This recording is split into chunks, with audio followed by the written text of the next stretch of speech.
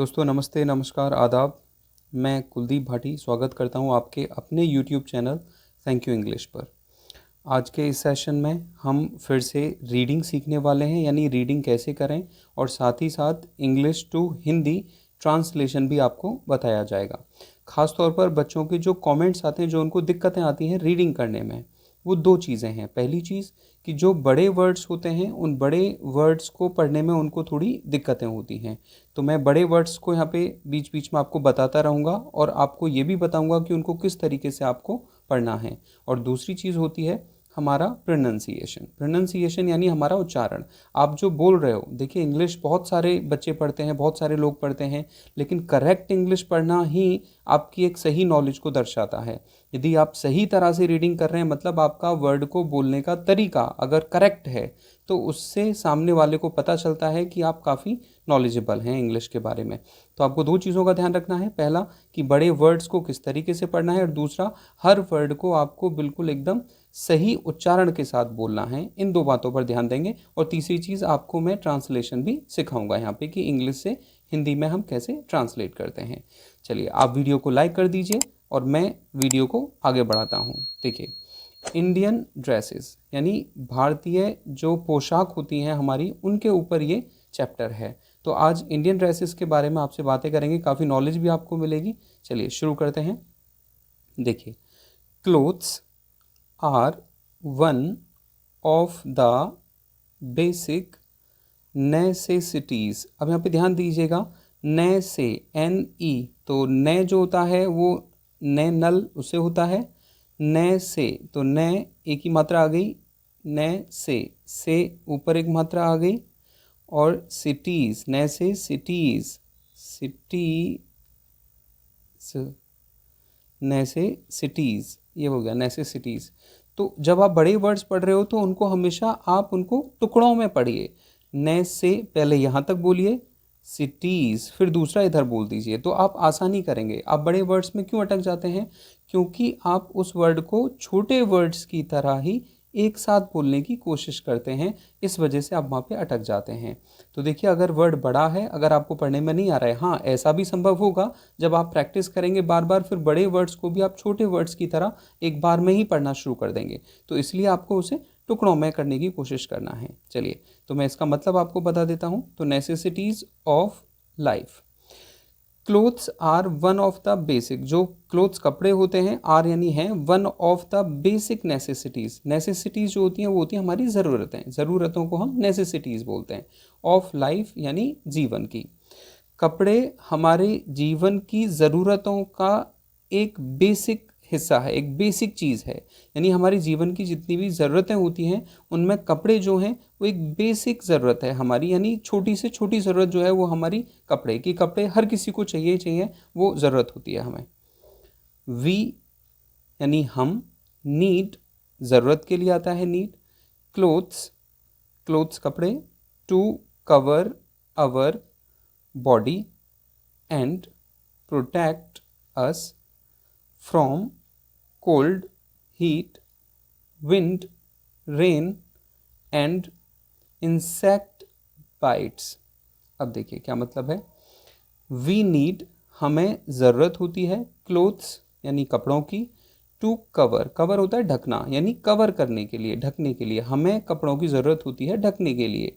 Our body, अवर हमारा, body यानी शरीर, अपने शरीर को ढकने के लिए। एंड और प्रोटेक्ट, प्रोटेक्ट का मतलब होता है बचाना, बचाव करना। एंड प्रोटेक्ट अस, और हमें बचाती है।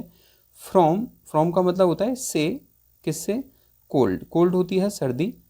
हीट गर्मी को बोलते हैं। विंड हवा को बोलते हैं। रेन बारिश को बोलते हैं। एंड इंसेक्ट बाइट्स, इंसेक्ट जो होते हैं वो होते हैं कीड़े। जो कीड़े होते हैं ना उनको हम इंसेक्ट बोलते हैं। तो कीड़े जो हैं इनको इंसेक्ट बोला जाता है, कीड़े। इंसेक्ट बाइट्स, बाइट्स मतलब काटना, बाइट का मतलब काटना होता है। तो जो कपड़े होते हैं वो हमारे शरीर को कवर करने के लिए ज़रूरत हमें होती है, और हमें बचाते हैं वो गर्मी से, सर्दी से, विंड यानी हवा से, बारिश से, और कीड़े वगैरह जो काट जाते हैं उनसे भी हमें बचाते हैं। वी वियर, वियर पहनना होता है। वी वियर यानी हम पहनते हैं। क्लोथ्स यानी कपड़े।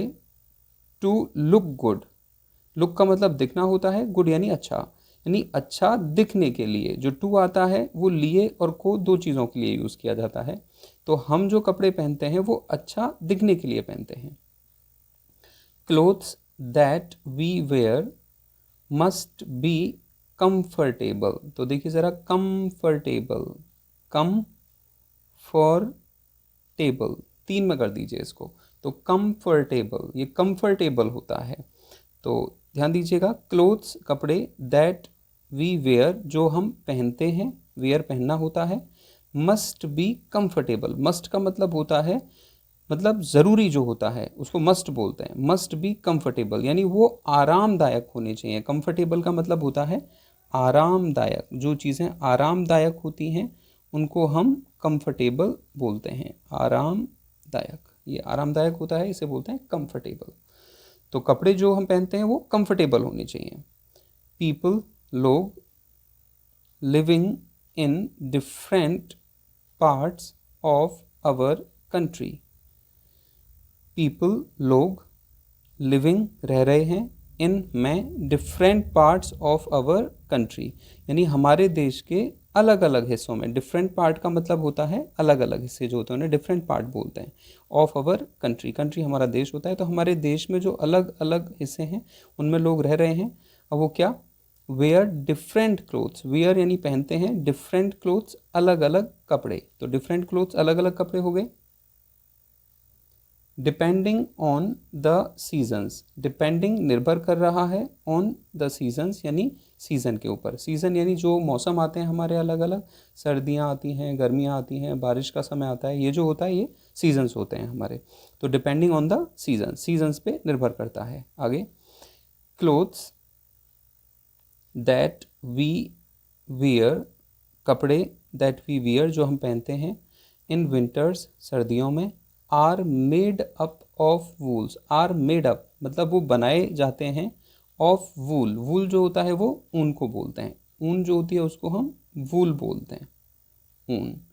सिल्क, सिल्क होता है रेशम, रेशम को सिल्क बोला जाता है। एंड फर, फर जो होता है वो हम लेदर को बोलते हैं, लेदर आप समझ रहे होंगे, लेदर मतलब जो खाल होती है, जानवरों की खाल होती है, उनसे भी बहुत सारे कपड़े बनाए जाते हैं, सर्दियों में हम लोग यूज़ भी करते हैं सारे लोग। तो यहाँ बोल भी रहा है वो कि that we wear in winters यानी सर्दियों में, आर मेड ऑफ वूल, ऊन के बने होते हैं, रेशम के, एंड फर लेदर के।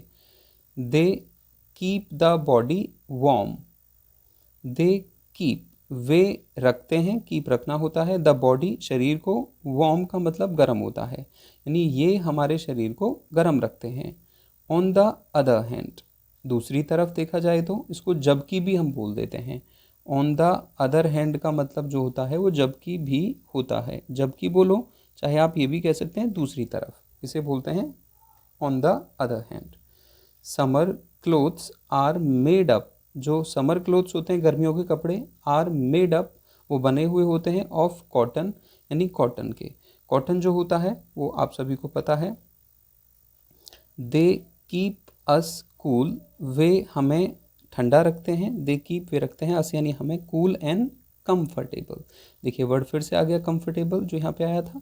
तो ये ध्यान रखिएगा, जब आप रीडिंग करोगे तो एक वर्ड कई बार आ जाता है, तो जब आप बार बार प्रैक्टिस करोगे तो वो आपकी ज़ुबान पे सेट हो जाता है। तो रीडिंग में सबसे ज़रूरी चीज़ जो है वो है कि रोज़ आप एक पेज पढ़िए, 2 बार पढ़िए, 3 बार पढ़िए, और बार बार, और स्पेशली ऐसे वर्ड जिन पे आप अटकते हैं उनको तो आप ज़्यादा से ज़्यादा बोलिए, ज़्यादा से ज़्यादा बोलिए।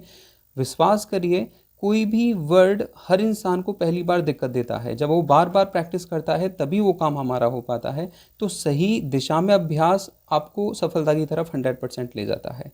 तो सही दिशा में आप चलिए और प्रैक्टिस करते रहिए लगातार। आई एम श्योर आप रीडिंग ही नहीं सब कुछ यहाँ पे सीख जाएंगे, ट्रांसलेशन आप सीख जाएंगे, इंग्लिश बोलना आप सीख जाएंगे, ग्रामर आपको आ जाएगी। बस आपको क्या है, लगातार वीडियोस को देखना है और लगातार वर्क करते रहिए। और सबसे ज़रूरी चीज़ है कि कमेंट करके ज़रूर बताइए कि आप किन चीज़ों पे चाहते हैं, यानी आप इंग्लिश में क्या चीज़ सीखना चाहते हैं, वो आप कमेंट करिए, मैं उस पर वीडियो ज़रूर बनाऊंगा।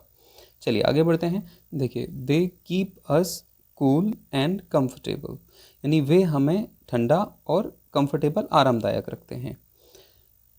In the heat and also यानी हीट गर्मी में, एंड ऑल्सो एब्जॉर्ब। एब्जॉर्ब का मतलब जो होता है वो सोखना होता है, मैंने यहाँ लिख दिया है सोखना, यानी जो सोख लेती हैं चीज़ें।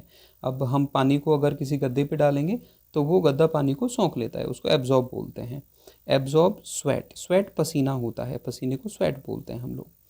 बिसाइड्स क्लाइमेट, क्लाइमेट के अलावा भी, क्लाइमेट होता है वातावरण। कल्चर सभ्यता, एंड कस्टम्स, कस्टम्स रिवाज होते हैं, यानी रिवाज सभ्यता वातावरण इनके अलावा भी इन्फ्लुएंस अवर ड्रेसेस, यानी ये हमारे ड्रेसेस को इन्फ्लुएंस करते हैं। इन्फ्लुएंस का मतलब जो होता है वो होता है प्रोत्साहित करना, यानी वो चीज़ें आपको प्रोत्साहित करती हैं, इन्फ्लुएंस करती हैं, प्रोत्साहित करना। तो यानी ये कल्चर है, क्लाइमेट है और कस्टम्स हैं, ये भी हमारी जो है ड्रेसेस को चेंज कर देते हैं, बदल देते हैं। अब देखिए आगे, let us read about some of the common dresses. Let us read, चलो पढ़ते हैं, about some of the common dresses, कुछ कॉमन ड्रेसेस के बारे में। Styles of Indian people, style of Indian people, जो भारतीय लोगों की स्टाइल्स होती हैं, जैसे कि ड्रेसेस ऑफ मैन, यानी जो लोग होते हैं उनकी ड्रेसेस वो किस तरह की होती हैं, देखिए ज़रा।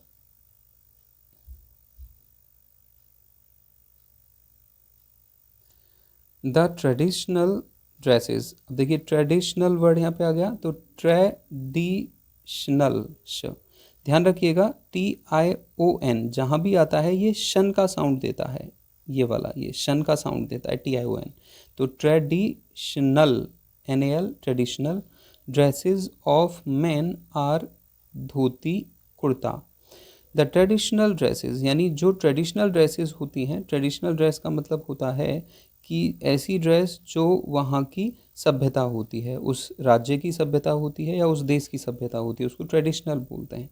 The traditional dresses of man are dhoti kurta in north and east India. आ गया ना यहाँ पे देखो, तो नॉर्थ और ईस्ट इंडिया में जो ट्रेडिशनल ड्रेसेस हैं वो क्या हैं, are man, man are dhoti और कुर्ता, ये सबसे ज़्यादा फेमस हैं वहाँ पे।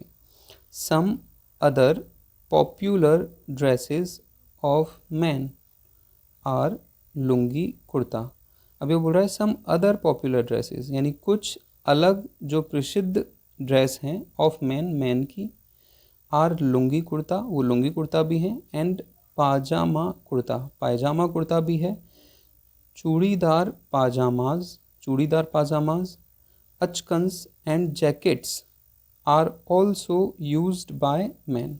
अब ये बोल रहे हैं pyjama kurta, churidar pyjama, achkan and jackets are also used by man, ये भी एक मनुष्य के द्वारा यूज़ किए जाते हैं, मैन यानी मैन के द्वारा यूज़ किए जाते हैं।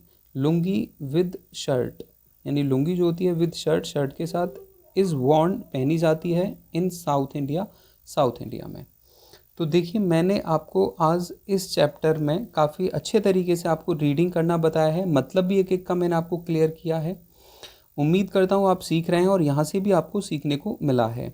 अगर आपको अच्छा लगा है तो आप इसी तरह से फॉलो करते रहिए और रीडिंग करते रहिए, और जो भी रीडिंग में दिक्कत आ रही हैं उनको आप पूछते रहिए। गाइस वीडियो को लाइक ज़रूर करिएगा, और अगर अभी तक आपने हमारा चैनल सब्सक्राइब नहीं किया है तो चैनल को सब्सक्राइब करिए और इंग्लिश की हर एक प्रॉब्लम को सॉल्व करिए। यहाँ पे मैं मिलूँगा आपसे अगली वीडियो में एक नए टॉपिक के साथ। तब तक के लिए सीखते रहिए और पूछते रहिए जो भी आपको समस्याएं हैं। नमस्कार।